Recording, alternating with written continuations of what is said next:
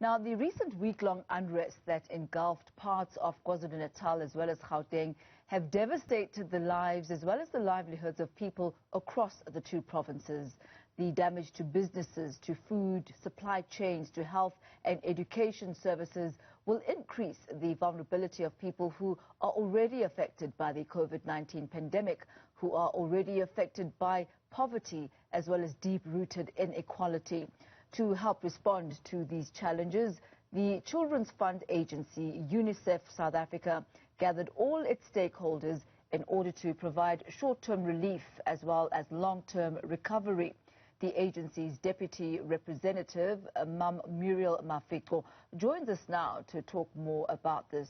Mrs. Mafiko, thank you very much for your time this evening. Let's talk about the two-day assessment visit that was conducted by the United Nations in KwaZulu-Natal. How was that facilitated? How did that come about? And what did you observe during that time? Thank you very much, Tammy. Good evening, and good evening to your viewers as well. The visit that we conducted last week was led by the head of the United Nations in South Africa, Ms. Bekele Thomas. And the visit came about because we actually have a long-standing relationship with all the provinces. We've been working as the UN in South Africa for many, many years.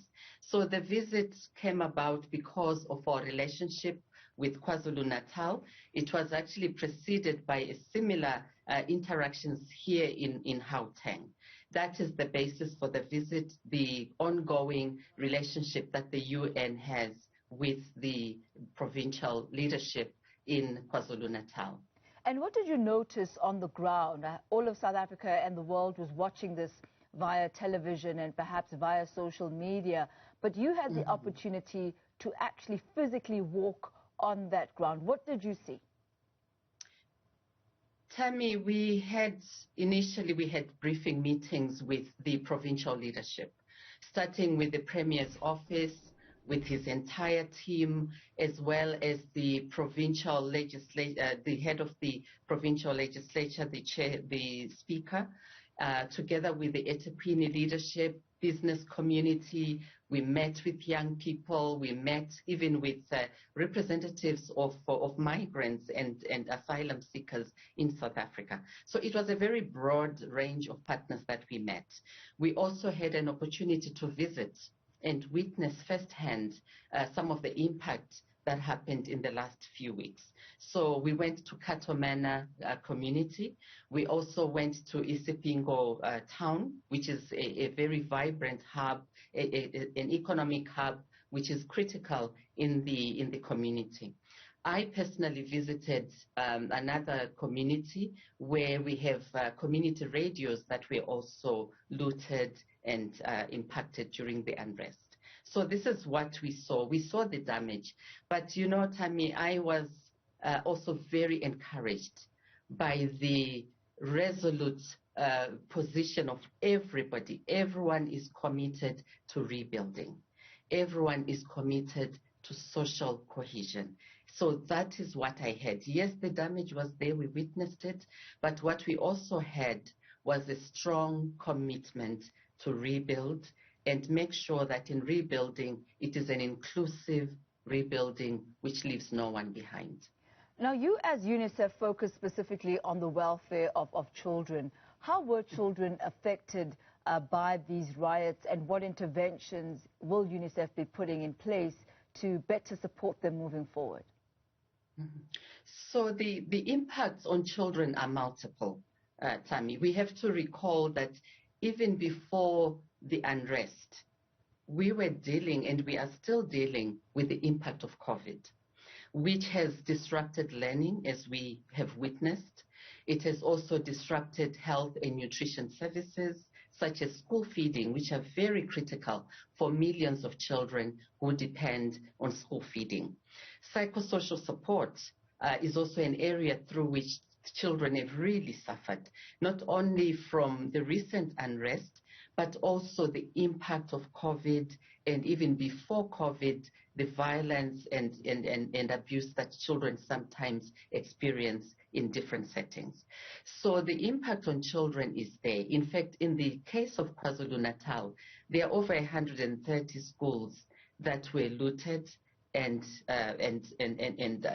affected during the recent unrest. So that means there's a disruption to learning as well. And then we find also that routine health services, immunization services, have been affected not only by the unrest, but also by the impact of COVID, which has diverted some of the attention from other routine services. So these are some of the multiple impacts that children have experienced, and that is why we are partnering with the corporate sector to respond to some of the immediate needs that we observed during our visit.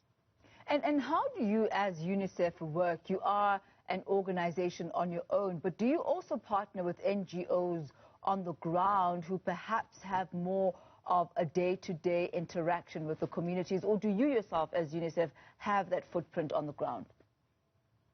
We work with a range of partners. So in terms of actual implementation, we depend on civil society organizations. We also work with line departments as well as other institutions, including academia. So depending on the issue.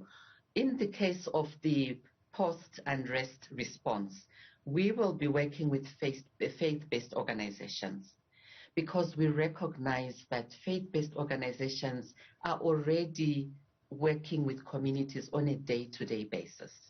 And they have a relationship with the community, which puts them in a good position to address critical issues like psychosocial support, counseling, and just spiritual support that communities need, especially after going through a traumatic experience, including the impacts of COVID that we are witnessing.